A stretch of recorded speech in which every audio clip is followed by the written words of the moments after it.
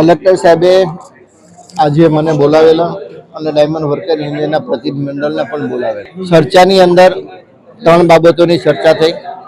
રત્ન કલાકાર બોર્ડની કલ્યાણ બોર્ડની રચના કરવામાં આવે, શૈક્ષણિક ફી જે બાકી છે એમને રાજ્ય સરકાર દ્વારા તાત્કાલિક મદદરૂપ થવામાં આવે, જે રત્ન કલાકાર મિત્રોના ઈએમઆઈ ઉપર મકાનો લેવામાં આવ્યા છે હપ્તા ઉપર, એને ઈએમઆઈ જે લોકોના ચડી ગયા હોય એને સરકાર એમાં મદદરૂપ થાય.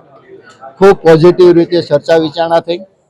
કલેક્ટરશ્રી આ બાબતે રિપોર્ટ તૈયાર કરીને રાજ્ય સરકારને સુપૃત કરશે અને ગઈકાલની મિટિંગ જે રાજ્યના મુખ્યમંત્રી શ્રી સીએમ ભૂપેન્દ્રભાઈ પટેલ સાથે જે ચર્ચા વિચારણા થઈ હતી એના ઉપર ચોક્કસ અમને હવે ખાતરી છે કે રાજ્ય સરકાર હવે રત્ન કલાકારને કંઈક આર્થિક મદદરૂપ થશે અને રત્ન કલાકારોને મદદરૂપ થઈને જે ગુજરાતના રત્ન કલાકારની એક ઓળખ છે પૂરા વિશ્વની અંદર એને ટકાવી રાખવા માટે પણ ગુજરાત સરકારનો પ્રયત્ન હોય.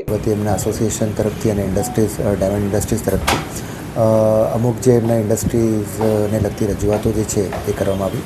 ગઈકાલે માનનીય મુખ્યમંત્રી શ્રી સમક્ષ પણ બધી રજૂઆત કરવામાં આવી છે અને રાજ્ય સરકાર ખૂબ જ પ્રશ્નોને લઈને સેન્સિટિવ પણ છે અને જેટલી પણ રજૂઆતો થઈ છે એ અમે સરકારશ્રીમાં પહોંચાડશું અને સરકાર તરફથી આમાં યોગ્ય નક્કર પગલાં લેવામાં આવશે.